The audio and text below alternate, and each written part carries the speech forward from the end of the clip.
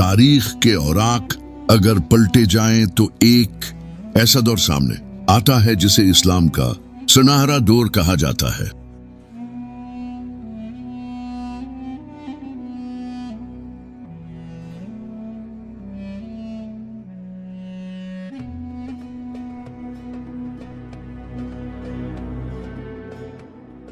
یہ وہ زمانہ تھا جب یورپ جہالت اور تاریکی میں ڈوبا ہوا تھا اور علم صرف چند مخصوص طبقات تک محدود تھا۔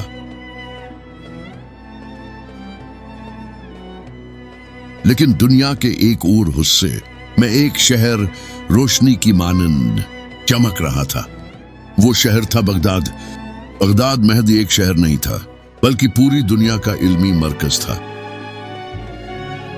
دریائے دجلہ کے کنارے آباد یہ شہر تجارت اور علم کا گہوارہ تھا۔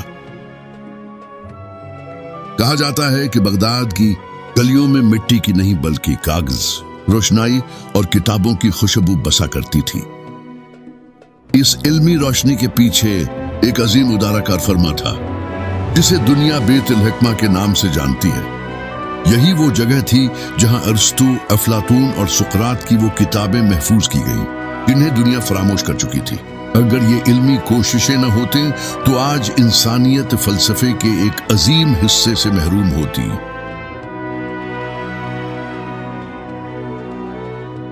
اس عظیم علمی انقلاب کی بنیاد خلیفہ ہارون الرشید نے رکھی۔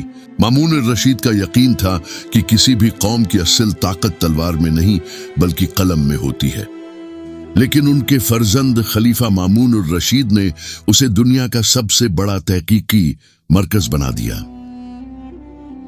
انہوں نے دنیا بھر سے علماء، مفکرین اور مترجمین کو بغداد مدعو کیا۔ ان کا ایک مشہور اعلان تاریخ میں آج بھی محفوظ ہے: جو شخص کسی غیر زبان کی کتاب کا عربی میں ترجمہ کرے گا اسے اس کتاب کے وزن کے برابر خالص سونا دیا جائے گا۔ یہ وہ دور تھا جب علم کو سونے کے ترازو میں تولا جاتا تھا اور کتاب سب سے قیمتی خزانہ سمجھی جاتی تھی۔ بیت الحکمہ میں مذہب، نسل یا رنگ کی کوئی تفریق نہیں تھی۔ یہاں مسلمان، عیسائی، یہودی اور ہندو علماء مل کر علم کی خدمت کرتے تھے۔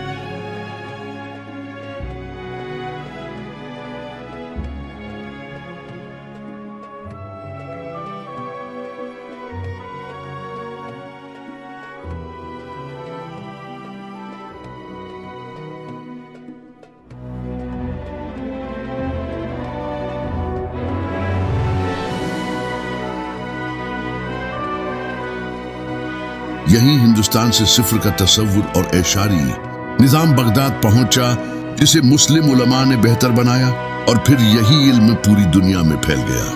دنیا کا پہلا عالمی علمی دماغ بن چکا تھا۔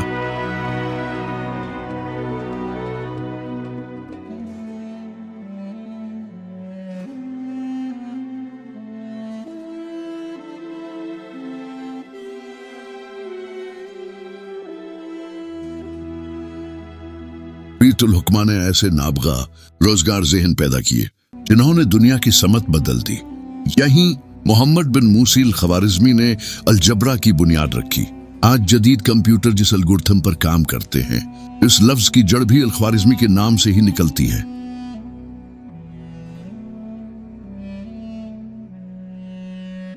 پھر ابن الحسم آئے، جنہیں بصریات کا بانی کہا جاتا ہے۔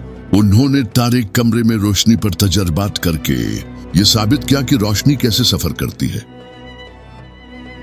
بنو موسی بھائیوں نے خودکار ابتدائی روبوٹ تیار کیے، مشینیں اور عظیم آلات ایجاد کیے۔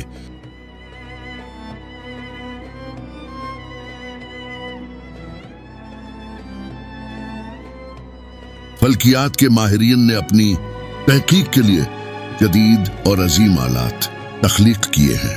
یہ آلات نہ صرف ستاروں کی حرکات کا مشاہدہ کرنے میں مدد دیتے ہیں بلکہ کائنات کے رازوں کو بھی افشا کرتے ہیں۔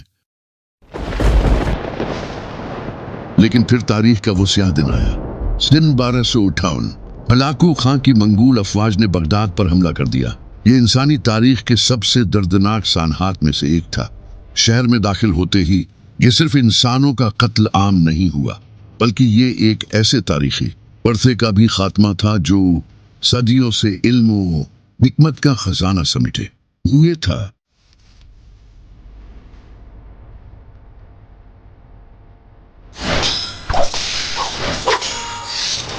قدیم کتب خانوں کی دیواروں پر لکھے ہوئے الفاظ، جنہوں نے نسل در نسل علم کی روشنی پھیلائی، اب خاموش ہو چکے ہیں۔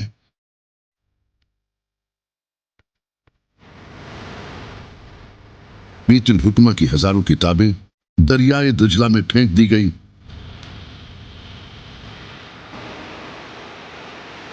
کہا جاتا ہے کہ دریا کا پانی کتابوں کی روشنائی سے سیاہ ہو گیا تھا۔ وہ علم جو صدیوں میں جمع ہوا تھا، چند گھنٹوں میں لہروں کی نظر ہو گیا۔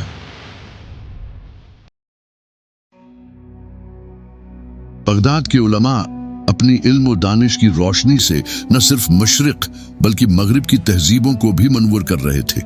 ان کی کتابیں، جن میں فلسفہ، ریاضی اور سائنس کے خزانے چھپے تھے، یورپ کی نشاء ثانیہ کی بنیاد بن گئی۔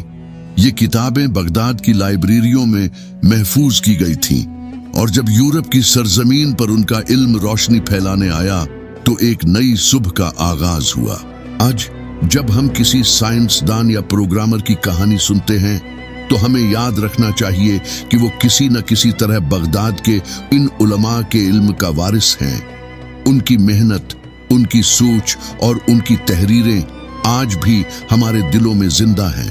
تاریخ کی یہ ورق گردانی ہمیں یہ سبق دیتی ہے کہ جب تک مسلمانوں کے ہاتھ میں قلم رہا، وہ دنیا کے استاد بنے رہے۔ یہ ایک ایسا سبق ہے جو آج بھی ہمارے لیے اہمیت رکھتا ہے کہ علم کی روشنی کبھی مدھم نہیں ہونی چاہیے، چاہے حالات کتنے ہی کیوں نہ ہوں۔